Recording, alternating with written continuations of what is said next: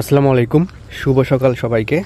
এই যে গাইজ দেখেন, আমার ড্রাগন গাছে অনেকগুলো কুশি বের হয়েছে।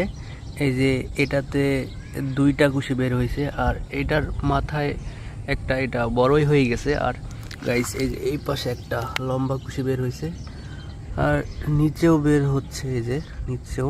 আর এই গাছটাতে দুই সাইড দিয়ে বের হয়েছে। আর এটা কেটে দিছি কালকে। এটাতে কোনো কুশি বের হচ্ছে না, এই জন্য ভিন্নভাবে সেপারেট করে নিচে আবার লাগিয়ে দিব। ইনশাল্লাহ এখান থেকেও আরও কুশি বের হবে।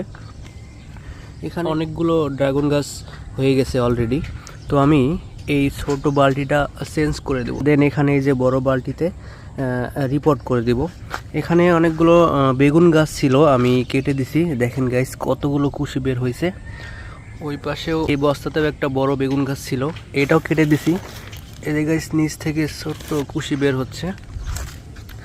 আর এগুলোতে ছিল পুঁই শাকের গাছ, সবগুলো কেটে দিছি একটা কারণে।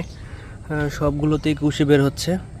তো এই ড্রাগন গাছটা এই বালতিতে লাগাইলে জায়গা বেশি পাবে আর শক্তিও বেশি পাবে, গাছগুলো দ্রুত গ্রো করবে। কালকে রাত্রে এই বালতিতে পানি দেওয়া হয়েছে, আজকে সকালে আর দেই নাই, কারণ ড্রাগন গাছের গোড়াতে বেশি পানি জমে থাকলে গাছের শিকড় পচে যেতে পারে। তো গাইজ, ড্রাগন গাছের কাটা কিন্তু মারাত্মক লেভেলের ধারালো, হাত পড়ার সাথে সাথে অবস্থা খারাপ করে দেয়। তো আলহামদুলিল্লাহ, আমার ড্রাগন গাছের প্রত্যেকটা গাছে দুইটা তিনটা করে কুশি বের হচ্ছে।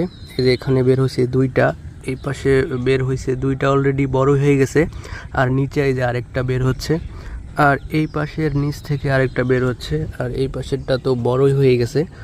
আর এই যে গাইস নিচে আরেকটা বের হচ্ছে। তো গাইস, এবার ড্রাগন গাছটার যত্ন করতে পারলে ইনশাল্লাহ ভালো কিছু ফলাফল পাওয়া যাবে।